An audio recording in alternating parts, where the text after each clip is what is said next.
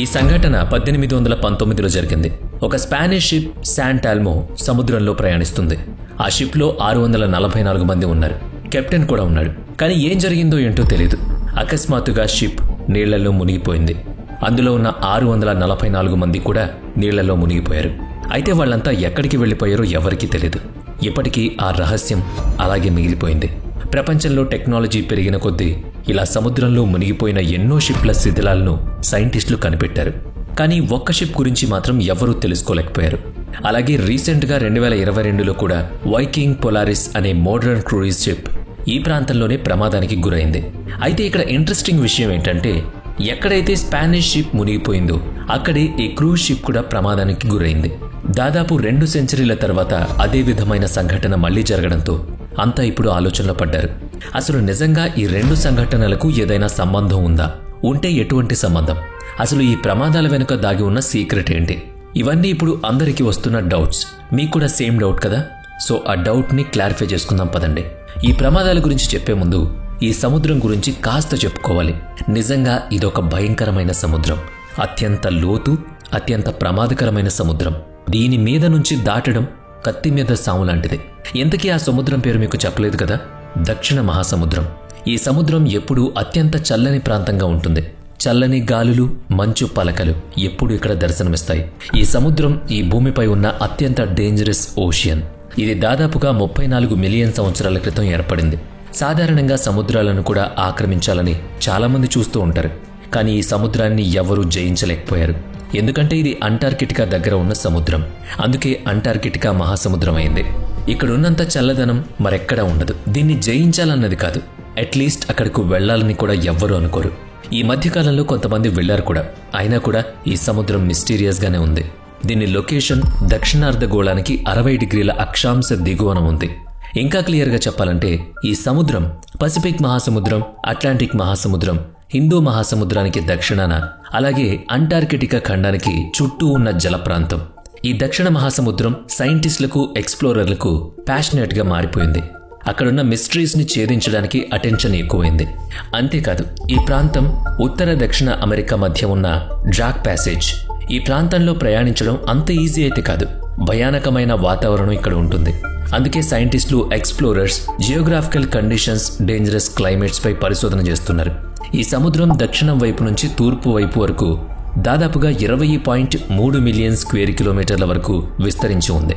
దీని normal depth 4000 నుంచి 5000 మీటర్ల మధ్యలో ఉంటుంది. ఇక బౌండరీస్ విషయానికి వస్తే 60 డిగ్రీల దక్షిణ అక్షాంశంతో మొదలవుతుంది. మొత్తంగా చెప్పాలంటే ఈ ప్రపంచంలో ఎక్కడా లేనంత ఐస్బర్గ్స్, గ్లాసియర్స్ ఈ అంటార్కిటికా మహాసముద్రంలోనే ఉన్నాయి. ఇవి రోజు రోజుకు అత్యంత ప్రమాదకరంగా మారుతున్నాయి. ఈ సముద్రం కేవలం మంచుకు మాత్రమే ఫేమస్ కాదు, అత్యంత లోతైన సముద్రంగా కూడా పేరుంది.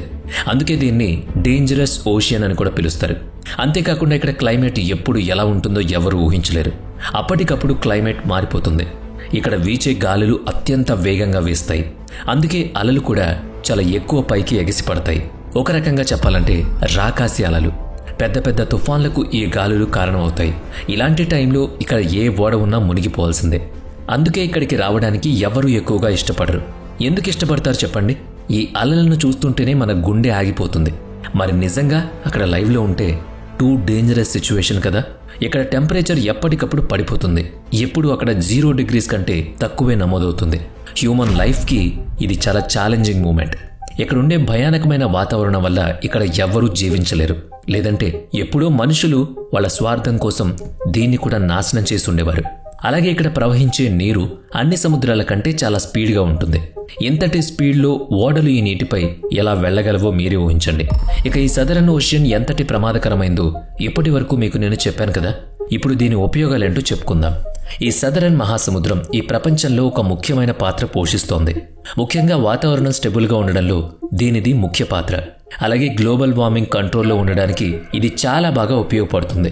అంతేకాకుండా ఈ మహాసముద్రంపై ఉండే క్లైమేట్ వల్లే ఇతర మహాసముద్రాల క్లైమేట్ ఆధారపడి ఉంటుంది. అందుకే ఈ సముద్రాన్ని spinal ocean of the oceans అంటారు. జనరల్గా మహాసముద్రాలు వ్యాపారులకు బాగా ఉపయోగపడతాయి. దేశ ఆర్థిక పరిస్థితి ఈ సముద్రాలపైనే ఆధారపడి ఉంటుంది. ఈ సముద్రాల ద్వారా జరిగే వ్యాపారాలపైనే ఆధారపడి ఉంటుంది.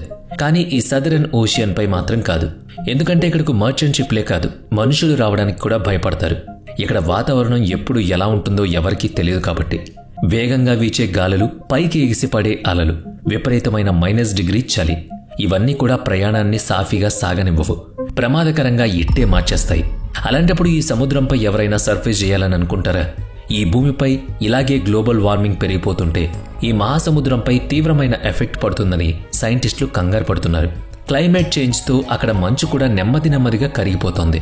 ఇది అలాగే కొనసాగితే అక్కడ మంచు వల్ల కరిగి నీటి మట్టాలు పెరుగుతాయి. 1819లో స్పానిష్ షిప్ శాంటెల్మో ఈ మహాసముద్రం పైన ప్రయాణిస్తున్నప్పుడే పూర్తిగా మునిగిపోయింది. అందులో ఉన్న 644 మంది కెప్టెన్తో సహా నీళ్లలో సమాధైపోయారు. అయితే వాళ్లంతా ఎటుపోయారు? వాళ్ల శవాలు కూడా దొరకలేదు. ఇప్పటికీ అది రహస్యమే. ప్రపంచంలో టెక్నాలజీ పెరుగుతోంది, కానీ ఇలాంటి కొన్ని రహస్యాలు మాత్రం ఆ టెక్నాలజీకి కాదు కదా, కాలానికి కూడా అందటం లేదు. వీడియో నచ్చితే లైక్ చేయండి, షేర్ చేయండి. ఇప్పటి వరకు మన ఛానల్ని సబ్స్క్రైబ్ చేయనట్లయితే ఇప్పుడే సబ్స్క్రైబ్ చేసుకుని పక్కనే ఉన్న బెల్ ఐకాన్పై క్లిక్ చేయండి. నెక్స్ట్ వీడియోలో మళ్ళీ కలుద్దాం. Thanks for watching.